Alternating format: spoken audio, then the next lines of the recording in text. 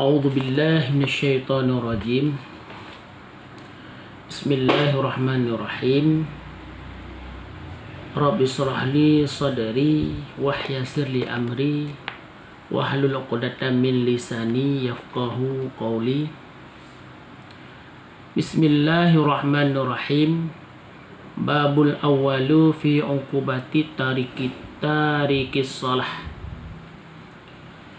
Bermula bab yang pertama pada menyatakan siksa orang yang meninggalkan sembahyang. Di pasal yang pertama di dalam kitab Tanbihul Ghafilin ini bicarakan tentang siksa orang yang meninggalkan sembahyang.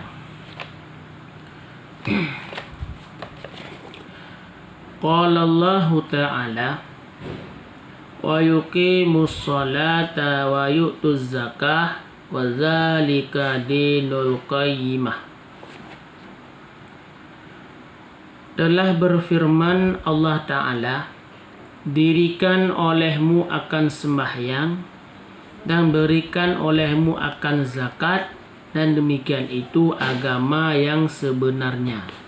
Yang sematuk perintah wajib kegetanya umat, perintah wajib kegetanya hamba, bahawa saji guyuli Allah dirikan sembahyang dan benar tak dirikan zakat, yang adalah seagama yang sebetul-betul.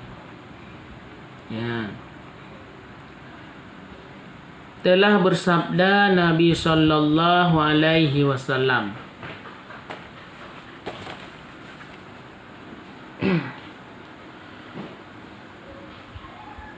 bermula sembahyang itu tiang agama. Mendirikan dia, barang siapa mendirikan dia, maka sanya mendirikan agama, dan barang siapa meninggalkan dia, maka serasa-rasa ia meruntuhkan agama. Dan adalah hadis Rasulullah. Sembahyangnya adalah tiang agama.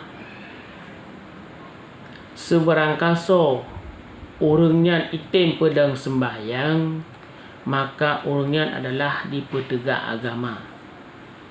Dan seberangkaso tinggal sembahyang, berasalah sarasa urangnya adalah ipuruntuh agama. Ya. Bek tak pegah le kitanya hana mecih tarlah agama dengan tarlah masjid, tarlah pesantren, tahina para ulama, yang secara kasat mata, secara terang-terangan ya sih.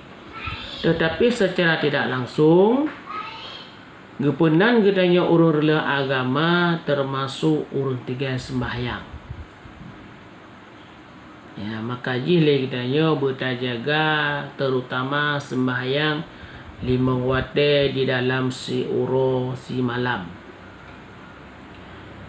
Qala Nabi sallallahu alaihi wasallam, ma bainal muslimi wal munafiqi illa tarkus shalah, fa idza tarakaha jahidan li wujubiha kana kafiran.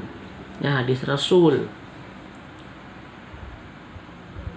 Dan bersabda Nabi sallallahu alaihi wasallam, tiada berbeda Islam dan munafik melainkan orang meninggalkan sembahyang. Perbedaan orang Islam dengan orang munafik adalah bab masalah sembahyang.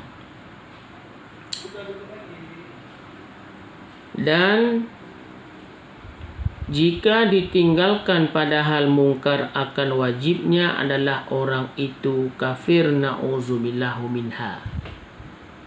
Mereka tinggal sembahyang,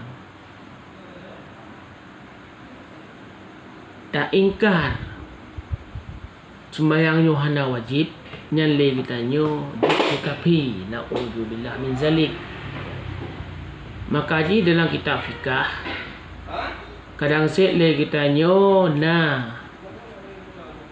but perkara-perkara sembahyang kana wate atruh wate, tapi but tanya belum selesai. Yang lain wajib untuk tak kasat bahasanya sembahyangnya wajib walaupun belum dah sembahyang.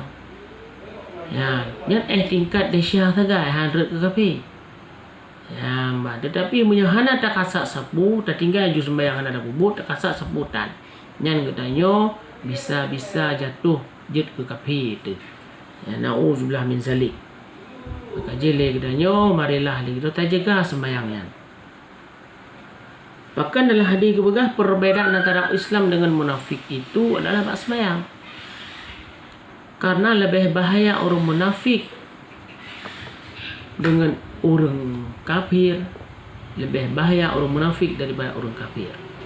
Yang orang munafik itu belahi Islam, som kafir. Tapi orang kafir yang adalah nyata judah kafir. Ya, Wallahu a'lam bishawab.